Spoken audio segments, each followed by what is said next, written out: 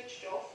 And can I also announce with great sadness that I formally report the death of the former Durham City Councillor for Castlecombe-Corrington, John Kelly from Croxdale, who passed away on the 19th of January. Can I ask you all to join with me in standing for a moment's silence, please?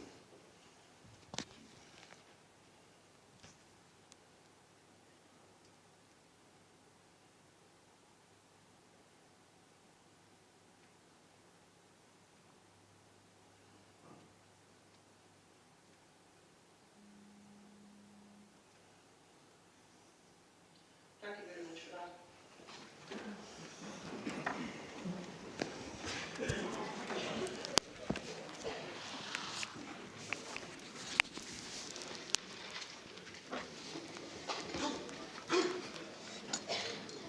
Item number 1 on the agenda, minutes of the meeting. Can I move for the minutes, please, Councillor Lilly? Can I have a second, please, Ms. Napier? Second the minutes, Chairman. Does Council agree the minutes are to the correct record?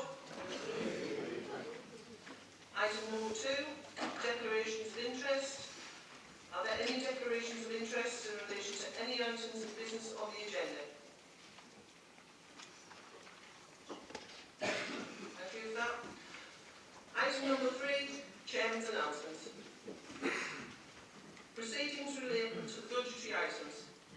Firstly, as you are aware, today's main debate will centre around the setting of the budget.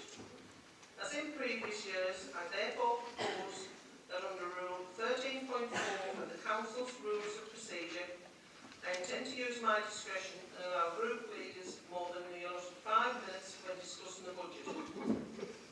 I am also asking the Council to waive Standing Order 4.2a of the Council Procedure Rules to extend the time allowed for the length of the meeting, in the event of the proceedings taking longer than 2.5 hours.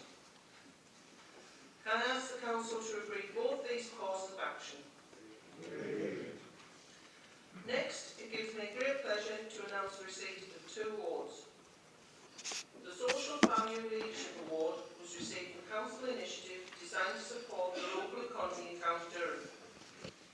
After the Government's Public Services Social Value Act came into force in 2012 to increase spending by authorities within their own area, the Council set up the Social Values Task Force. Made up of the Council, led by its Business Durham team, the Federation of Small Businesses and other local partners. The task force was first asked of its kind in the region when it was created. The Council went beyond the legislation by ensuring local firms could tender for the supply of goods and carry out works outside the scope of the Act. The receipt of this top award is testament to the hard work and dedication to everyone involved and recognises the County Council's drive and approach to ensure that local businesses benefit from its spending, money is kept in the local economy, and helping the county's businesses grow whilst ensuring jobs for residents. The second award was for the Warm and Healthy Homes project run by our Housing Regeneration Service. Commissioned and funded by Public Health in partnership with local clinical commissioning groups, HUK County Durham, Warm North, Managing Money Better and Welfare Rights, has received an award from the National Energy Action, the National Fuel Poverty Charity. The aim of the project is to improve the health and well-being of residents by reducing the numbers of excess winter deaths and cold-related illnesses, while eradicating fuel poverty and other fire-related risks. The award also recognises the success achieved in delivering the Warm and Healthy Homes project through the partnership with the County Durham and Dartford Fire and Rescue Service, who have commenced the new safe and wellbeing visits across County Durham and Dartford. Colleagues, I'm sure you will all join me on the receipt of these 2 awards, which once again not only demonstrates the talents we have within the Council, but also demonstrates the excellent work we undertake with our partners. Thanks to everybody involved. Item number 4, Leaders Report. Councillor Hennig, can you please present your report? Thank you, Chairman. Most of what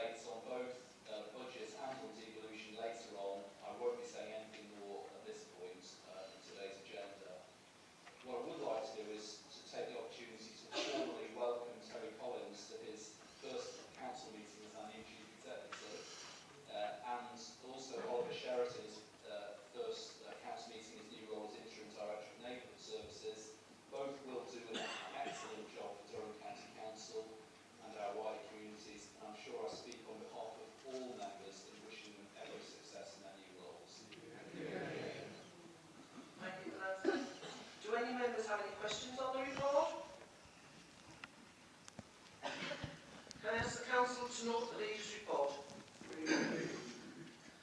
Item number 5, questions from the Area Action Partnerships. Can I ask the Head of Legal and Democratic Services to explain the procedure regarding the EAP questions, please? Thank you, Chairman. Each representative of the Area Action Partnerships asking questions today will be asked to put their questions, and then the relevant portfolio holder will be invited by the Chairman to respond. There's no debate and no further questions. If everybody understands the process, I'll hand it back to the Chairman so that she may invite the first person to ask the question. The first question is for a report together Area Action Partnership. Can I invite Lee Copeland, the EAP coordinator, to ask their question, please? Thank you, Madam Chairman. As always, employment and job prospects is a priority concern for the Portugal Partnership area. Obviously, this proximity to large employers, particularly in relation to new acre, but transport is still a major barrier for residents in our area. In order to widen access to opportunities, the possibility of reinstating the train stop at Ferryhill Station would give residents better employment prospects in Durham, Darlington and Newcastle. Over the years, there have been various discussions in relation to the possibility, and the partnership are wondering whether the council are on board to support this proposal or would be willing to offer support in order to progress this issue. Thank you. Can I ask Councillor Foster to respond, please? First of all, I'd like to thank you for taking the time to ask that question. We recognise the importance of the improvements to transport and accessibility in helping to provide residents with employment opportunities. The East Coast Main Line provides the key transport artery supporting the regions from London right up to Inverness, which collectively contribute over 300 billion to the GVA for the United Kingdom's economy. Globally, the East Coast Main Line provides over 2 million annual journeys to and from Durham Station. Although the line does suffer from capacity constraints, limit the opportunities to expand the existing sales pattern and to add additional stops along the route. Unfortunately, given the current constraints, it is difficult to persuade the Department of Transport, Network Rail and the train operators to accept any new station on the East Coast Main Line. However, we are working with the North East Combined Authority through the Northern Powers Rail Team to address these capacity issues, potentially through the reinstatement of the Lakeside Line. This, together with the Stenton branch, which runs between Stockton and Ferryhill, will give us the opportunity of introducing a time and tease local rail service which will run parallel to the East Coast Main Line through Ferryhill. This is the most likely route for opening an opportunity of Stockton further to Ferryhill. A new station will be subject to demonstrating a positive business case and also finding the funding. We will continue to work with our partners to pursue these opportunities. A new rail station is a medium to long-term aspiration. But in the meantime, Ferryhill has seen considerable investment in the main bus routes. We're now running a premium satellite bus service. And number 7, helping to improve employment and training opportunities, bringing Ferryhill, Newcastle, Durham, Darlington and beyond, all with 15-minute intervals. Thank you for that, Councillor Foster. Next question is from Great Acre from the Dridge Area Action Partnership. Can I invite Brian Riley, EAP coordinator, to ask their question, please? Thank you, Madam Chair. The Area Action Partnership is aware that the Council makes use of demarkable structures to provide a range of services across the county. Are there procedures in place to relocate these structures for community use if they become available following service changes? Thank you for that. Can I ask Councillor Thompson to respond, please? Thank you, Chairman. I'd like to thank the Great Acre from Lidbridge AAP for the question. There are procedures in place for the use of demountable structures.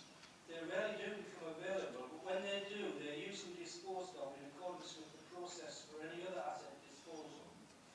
This means involving whether or not any other council services have an interest in the building, and if not, it is advertised for sale on the open market. I would like to comment, however, we are not obliged to accept the highest offer. If we receive a disposal that is likely to contribute to the well-being of an area, so the local community type of group showing interest, we could support disposal using our disposal at less than undervalued process. Thank you. Thank you for that, Councillor Thompson. That concludes the questions from the APs, and I thank the APs for submitting their questions and their representatives for attending this meeting. Item number 6, questions from the public. Can I ask the Head of Legal and Democratic Services to explain the procedure? Thank you, Chairman. There's one question that's proceeded under the Council Constitution to today's meeting, and I'd like to invite Alderman Stoddart the Chairman will invite Alderman Stoddart to ask the question shortly. The procedure is very much the same as before. The question puts the question, the relevant portfolio answers, and there's no debating over the questions. So I'm going to hand over to the Chairman to invite Alderman Stoddart to ask his question. Can I invite Alderman Stoddart to ask this question, please? First of all, I would like to thank you, Madam Chairman, for allowing me to ask this question. As a very proud Alderman of Guernsey, I have come here today to ask a question on behalf of the people of the surrounding villages who we reckon most of you have made today. It is now nearly 2 years since this council brought forward proposals for the regeneration of North Road, which included fantastic plans for a much-needed new bus station. As you all know, the present one is an absolute disgrace to our historic city. We may have the best councillor here, but we have the worst bus station. Why has your fantastic plans for the new bus station been put to bed, and when will there be overlooked and even people in the villages, the bus station, there surely deserve? Thank you. That Alderman Stoddart, can I ask all your holder, Councillor Foster, to respond, please? First of all, take this opportunity to thank Alderman Stoddart for his question. We recognise the important role of buses play in helping to improve accessibility for residents of our towns and villages and helping to reduce congestion and air quality issues in our historic city. I am pleased that Alderman supports our ambitious plans to regenerate North Road and provide a new bus station facility that we all value. Following the initial public consultation, we've been working with landowners, bus companies and partners to develop a proposal into a viable scheme. This work inevitably has taken some time, but we are hopefully reaching a positive outcome later this year. The Council hopes that by bringing land and partners together, we can deliver a state-of-the-art bus station, together with new shops and businesses, improve the environment and residents, improve the environment for residents and visitors of this important gateway into the city. Thank you, Councillor Foster. Can I thank Alderman Stoddart for submitting his question and for attending today's meeting? Item number 7, petitions from the public.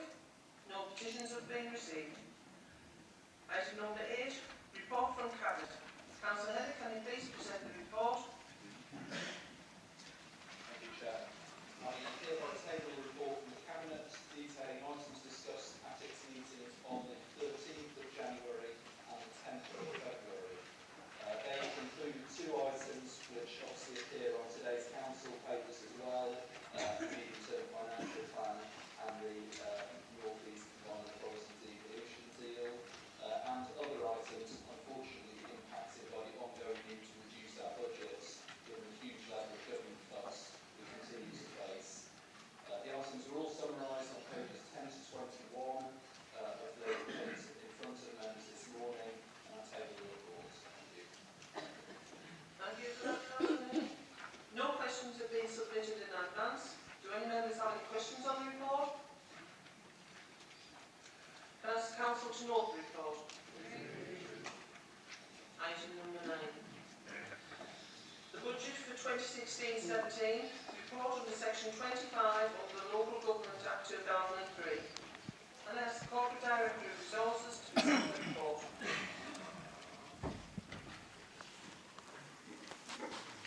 Thank you, Chairman. Good morning, everybody. A key part of the budget and council setting process is for me, in my statutory role as the council's treasurer, to give you all, as elected members of the county council, my professional assurance that all the financial information in the Cabinet's budget report and the council tax setting report which are the next two items on today's agenda, are robust and, as presented, provides all council members with a balanced budget for 2016-17 and council tax collections that will raise enough council tax income in 2016-17 to balance the council's budget in that year. The recommendation, providing this statement to you this morning is a statutory requirement of the budget setting process, and I'm pleased to give you the assurance that the estimates in the reports, all the savings targets in the report, the budget proposals, the use of and the adequacy of retained reserves, the council tax yield calculations that have been done, and all the forecasts around that have all been carefully worked up and checked. In my professional opinion, these are all sound and deliverable way to be able to set a prudent and balanced budget for the council taxpayers of County Durham for the financial year 2016-17 with absolute confidence. The recommendation in paragraph 18 of this report is asking all members to have due regard and take my statement into account when considering and approving the budget and the recommended council tax levels for 2016-17, which are agenda items 10 and 11 of today's council meeting agenda. Thank you, Chairman. Do any members have any questions on the report? Can I ask Council North to report? Before we consider the budget and council tax setting items, can I remind the Council that under paragraph 16.6 of Council Procedure Rules, the recorded vote is required for the following two items in accordance with the regulations introduced in February 2014 by the Secretary of State, and the voting record will be detailed in the minutes of the meeting. I can also remind members that when formally voting on items, you must wait until the screen on the handset indicates if you can vote before selecting your voting preference. Item number 10, Medium-Term Financial Plan 2016-17 to 2018-19 and the Revenue and Capital Budget 2016-17. I ask the Leader of the Council to present and move the report, please. Thank you, Chairman. I'm pleased to present the Labour Cabinet's balanced budget for 2016-17, which is in front of members today, after carrying out an extensive consultation process where we've listened very carefully to the public, all of our partners and stakeholders, including the trade unions and business ratepayers, as well as listening to feedback through the overview and scrutiny process. Councillor Jo Armstrong will be providing further feedback to what's already included in the reports as part of this debate.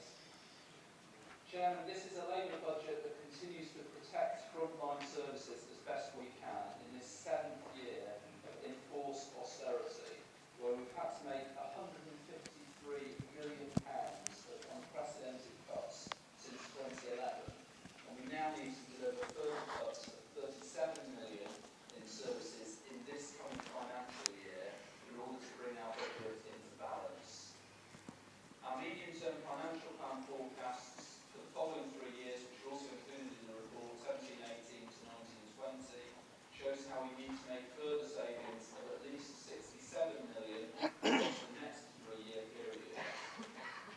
Clearly, the task of making savings of this magnitude, while at the same time trying to protect frontline services, gets harder and harder each year, and will mean a staggering £250 million plus of cuts since 2011. This is quite unprecedented, the largest budget cuts not only in County Durham but ever seen in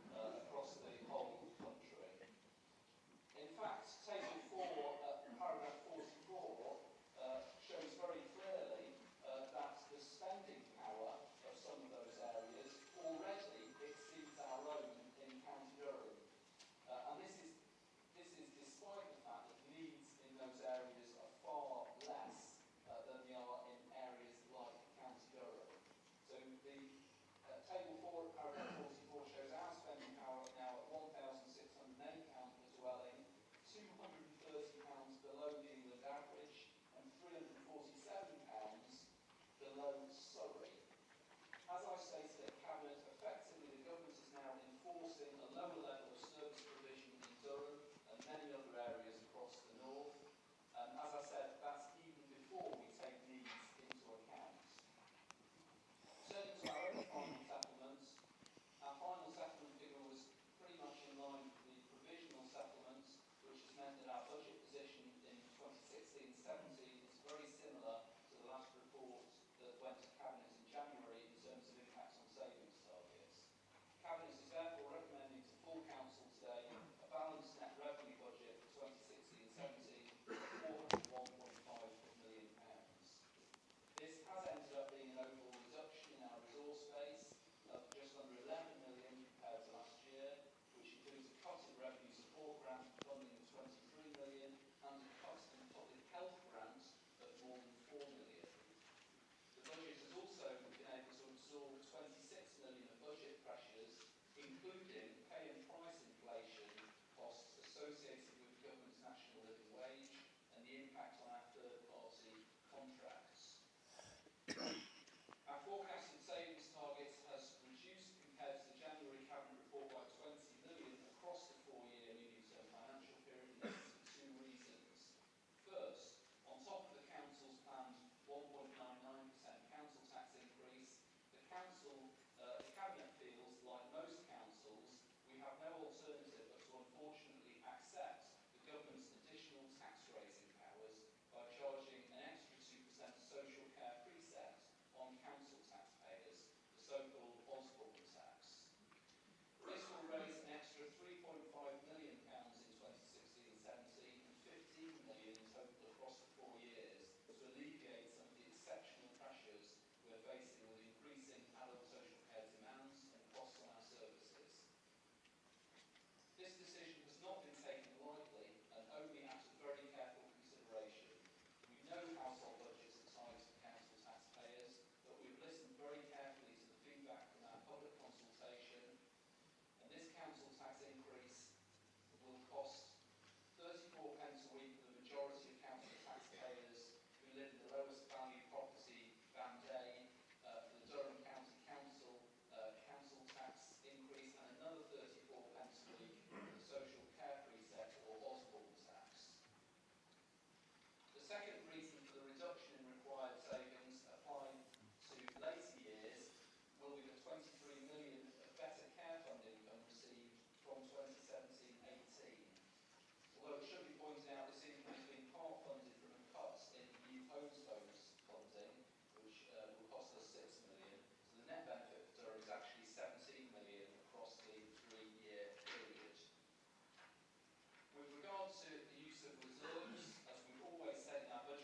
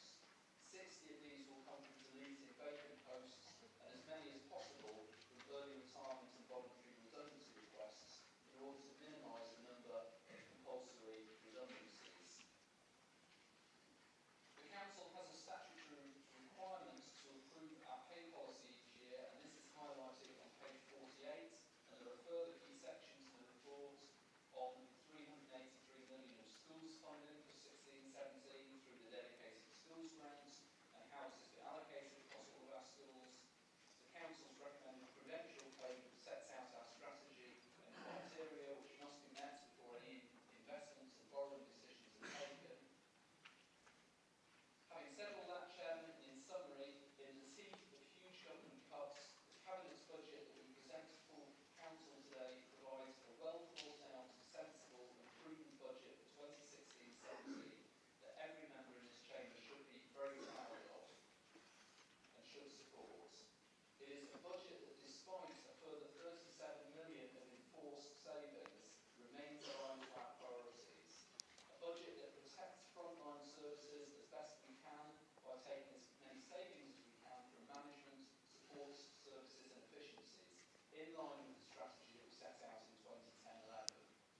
A budget that protects the people of County Durham and protects services they have consistently told us are a priority for them. A budget that makes best use of 6 million of reserves in 2016-17 and provides the use of a further 12 million of budget support reserve in 2017-18 to further protect frontline services for as long as possible. And a budget that provides a fully funded capital programme of 135 million in 2016-17 that will help the public's number one priority of protecting jobs and hopefully create new jobs in line with our top strategic priority of regeneration, growth and economic development. With that, Chairman, I'm very happy to move the Cabinet's budget recommendations, which are set out in paragraph 224 of the report on page 55. Thank you. Thank you. Now, Secretary report, Councillor Nathan, please. Thank you, Chairman. Like every other member in the chamber this morning, I'm proud to be a councillor on Durham County Council. I'm also very proud to be part of the Labour group here in the county. But I often reflect on what we, when I say we, I mean the royal we have achieved as a council since the introduction of sub-regional government in County Durham on the 1st of April 2009 when we became the unity authority. But we tend to forget how complex it was bringing 8 authorities under one government's umbrella. 8 authorities with disparate cultures and disparate working practices. And it was quite complex to bring them together to unitise that. We tend to forget how large a legislative programme was spewed out by the current government. The largest policy changes that I've ever seen in the 25 years that I've been a councillor. But above all, some of us tend to forget the culpability of the unprecedented, savage, draconian cuts that are being imposed upon us. And yet we still maintain a high standard of services that we deliver on behalf of over 500,000 people that reside across County Durham. And when I say this, I mean this, that all of us who are involved, who are associated with this council, should be proud, Chairman, of what we have done over the last years, Chairman. As the Labour has outlined, this Cabinet budget is a budget that every member of the Chamber today should be unanimously supporting.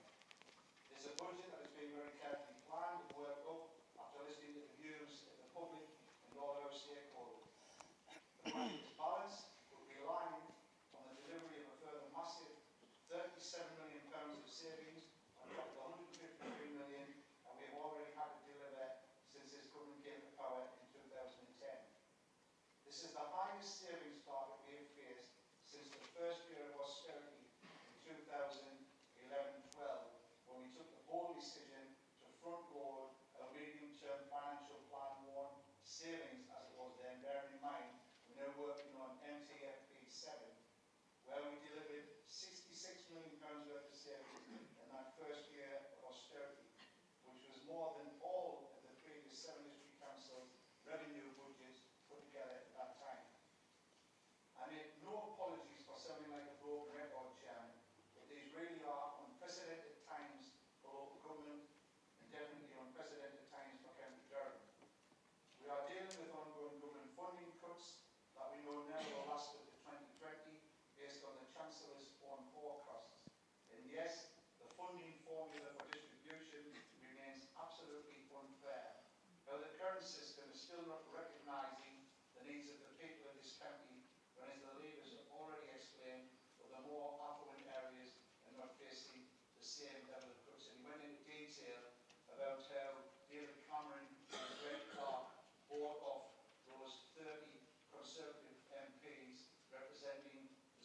shires. So when we look at the transition funding, and we're not even on the list, I think the 862 square mile, I think about 70% of that is sparsity that we're not even classed as being rural. So I think we'll be hearing the Conservatives saying that we're all in this together in the future, Chairman.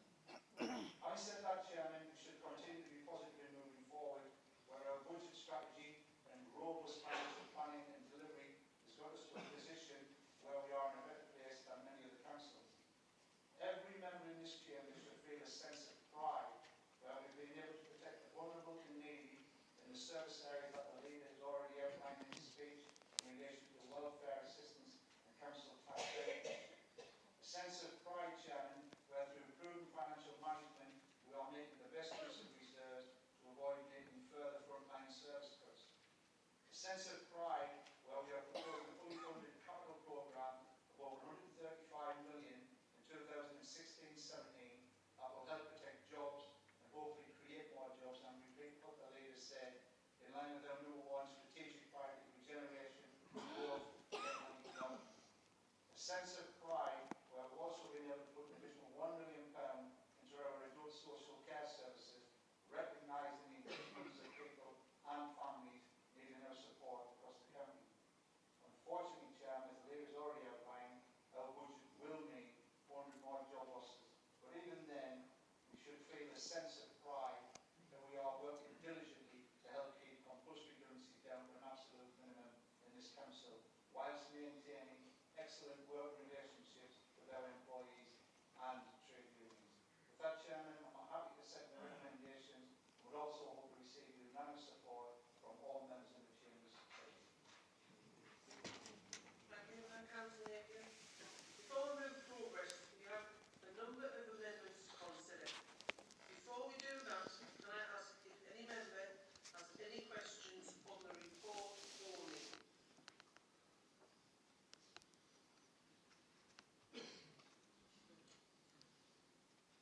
Councillor Bell? Thank you, Madam Chairman. I rise to approve an amendment which hopefully will display shortly. I agree with much as has been said by the leader and the deputy leader regarding the council budget and the national funding situation, particularly the unfairness of the current funding formula. And certainly where I come from, we don't need to talk about sparsity, and the fact that the firm isn't receiving any extra money on that score is definitely an insult. The leader mentioned Cumbria is benefiting by paragraph 38 by £5.2 million from the regulatory bailout, which I believe is a good Labour coalition, so it's not entirely political. The actions of two or three men have combined to make this quite a difficult budget for me. Collectively, George Osborne, Greg Clark and Councillor Napier have shot my fox or foxes, which is, I suppose, better than shooting me, by removing most of my tried and tested policy options, so I expect.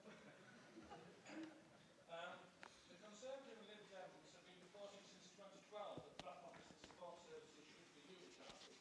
And last year our unitisation proposal was say £1.2 million. If implemented when first suggested, we would have found 5 million revenue savings by now. But to be fair, last year Councillor Napier did say that he would look at it, and I'm pleased to see that DCC budget saving 419, review of back office functions, is projected to save 1.05 million. So thank you for that, Councillor Napier. However, policy planning and performance is not included in 419, and this would yield an additional £450,000 savings. So we propose that that be made as a further bullet point moving the screen in front of you. Durham County News, our old friend. Unless and until I get more people saying to me that I look forward to it, it's a good read, rather than saying I don't read it because Australia is exciting, I will continue to propose this saving of £137,000. So the total estimated saving is £587,000. We could move on to screen 2, please. We would propose that spending changes increases as follows. Firstly, on roadside drains or gully cleaning. The current spend is 712,000, which is 4.5 gully tankers, and we would propose an additional tanker for £150,000. We are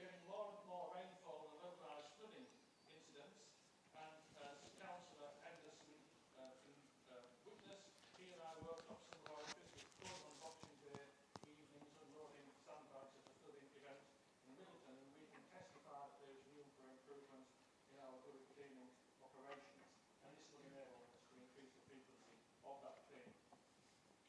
Secondly, we propose a reprieve on the Durham Light Infantry Museum and Art Gallery, at budget line S2406 Museum and Theatre Grants. We would propose giving a year's reprieve and let's see the trustees pull their collective finger out and work to find a sustainable solution to keep the museum going in its current location. I certainly believe that if there is the will, it can be done, and I would suggest that the trustees and Leisure Services Management take a trip to the Green Howards Regimental Museum at Richmond to see how that can be done. Finally, we believe it is unfair and unsatisfactory that car parking charges have not been harmonised since this council went unitary, and the 186,000 remaining savings is in place to fund a review which would include some reductions in charges. To put this in context, we make about £750,000 net profit from our car parking revenues.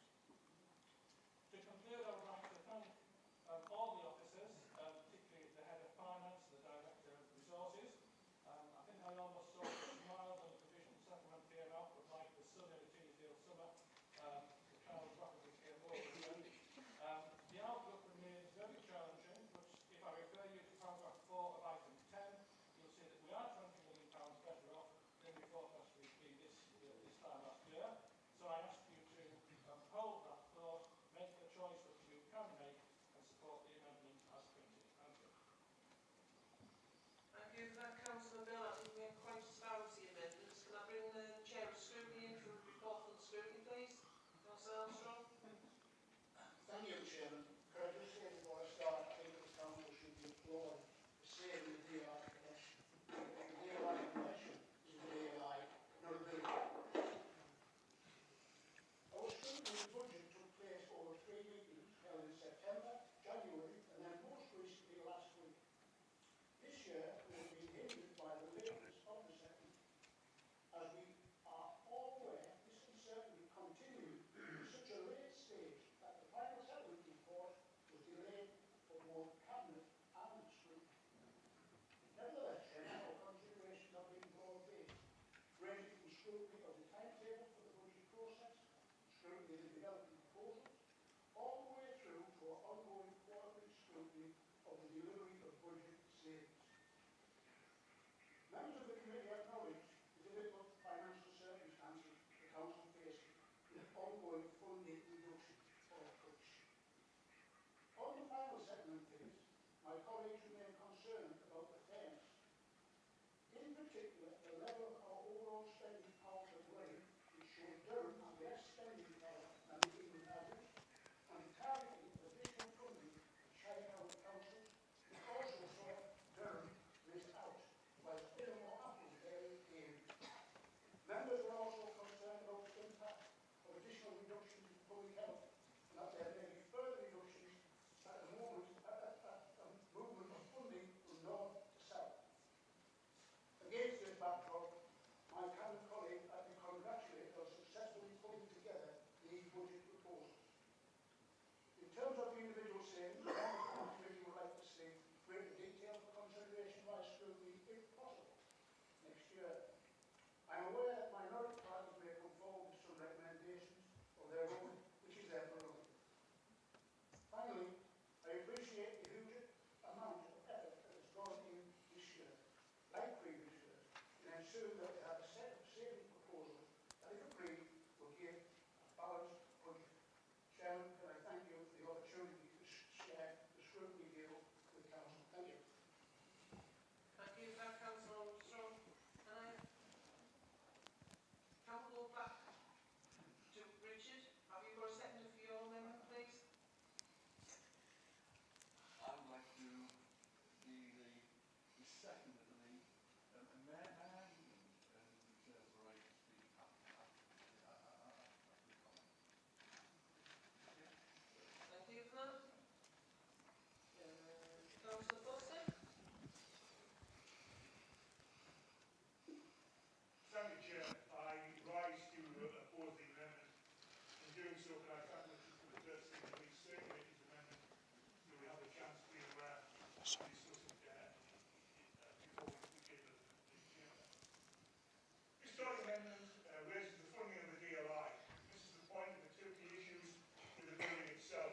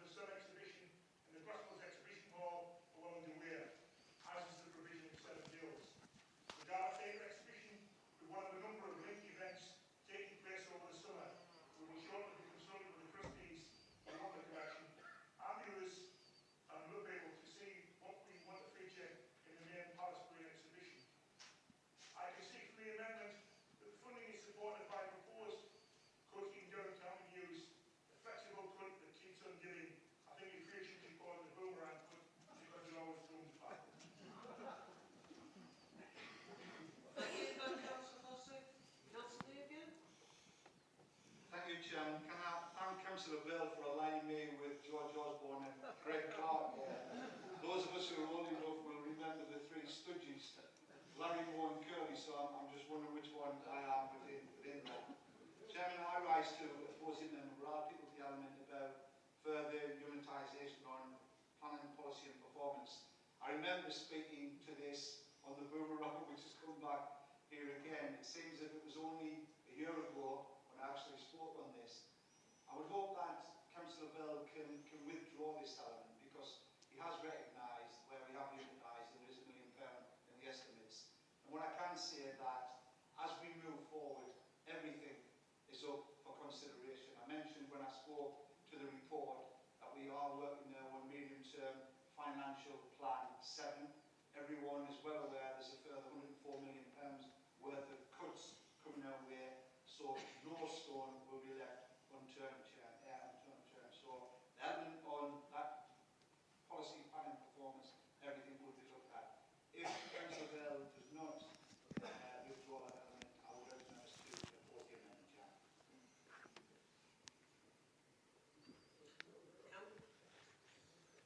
Councillor Bell? Thank you, Chair. To withdraw that statement, so I'm afraid the amendment doesn't add up, so I'm afraid I can't withdraw, but just let it go down on this question. Are you trying to say this time, Councillor Bell? Can we move to the vote, please?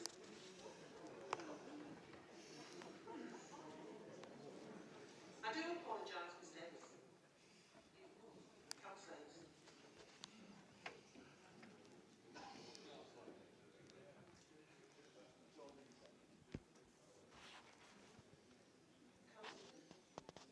Right, you've got any further, Councillor? Yeah, just briefly, the budget wouldn't be the budget if there weren't proposals to stop council and use. What I did do, now put to about is 57 for the use, I think. What I did do is I was doing some research last night, so I actually looked back to see what the Conservatives were proposing to spend it on last year. And in fact, they were proposing to spend it on freezing council tax. I do think this is quite significant, because the Conservatives are not therefore proposing this year a council tax freeze. Therefore, that means they're presumably supporting the increase in council tax and social care precepts. This is a significant policy change, and I think it should be noted, from the Conservatives, and reflects their national position, which is now to encourage council tax increases. So, as I say, I do think that is a significant change. Just very briefly, because Councillor Foster and Councillor Napier have already spoken. In terms of Durham County News, it does perform a parental function. Remember now, only 4 times a year, and the costs have been very much reduced from what was spent in previous years. Just the last issue, apart from having a column from yourself, Chairman, also has several pages of what's on information, and has information, for example, on winter bin collection signs, which of course we need to put out anyway in some form or other. I have to say that I regularly get correspondence asking why things are not in Durham County News from some of the organisations across County Durham, because they want to be included, because obviously it helps them build visitor numbers and helps our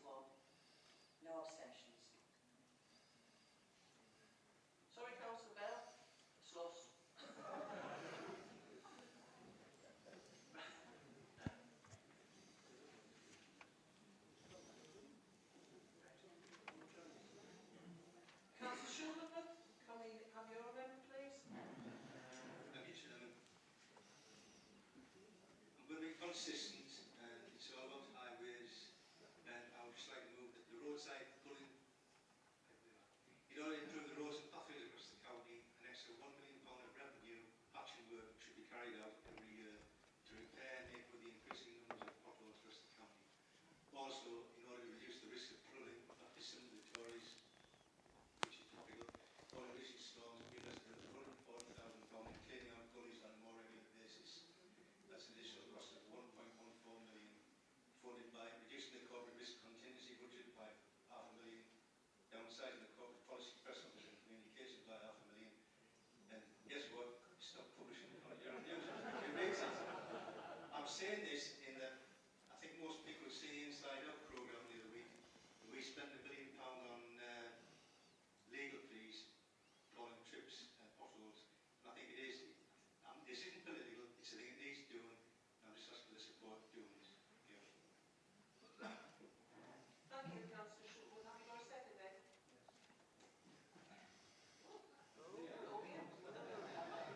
Yes, I'd like to thank the secondary and reserve the right to speak after the. Thank you.